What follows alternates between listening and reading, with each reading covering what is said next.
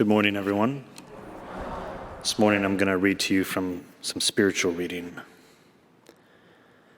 Today's gospel tells us that Jesus was casting out a devil that was mute. When the demon had gone out, the mute man spoke, and the people were marveled. Sickness, a physical evil that normally bears no relation to sin, can be a symbol of the state that a sinful man finds himself in. He is spiritually blind, deaf, and paralyzed. As well as being actual historical physical events, the cures that Jesus brings about are also symbolic. They represent the spiritual healing that he comes to effect in men's lives.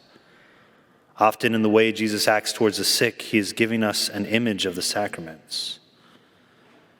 St. John Chrysostom says about the gospel passage from today's Mass that this man was unable to present his request himself because he was mute. He was unable to ask others to do it either because the devil had tied his tongue, and together with his tongue he had bound up his soul. If we do not talk to our Lord in our prayer about our sinfulness and beg him to rid us of it, if we do not lay bare that sinfulness of ours in spiritual direction, if we keep silent because pride has sealed our lips, the sickness becomes practically incurable. Usually, if we do not talk about the way our soul is suffering, we also fail to listen.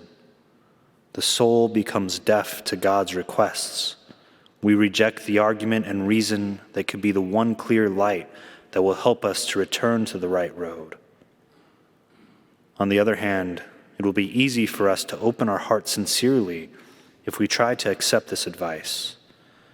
Don't be frightened when you become aware of the burden of your poor body and of human passions. It would be silly and childish to find out now that this exists.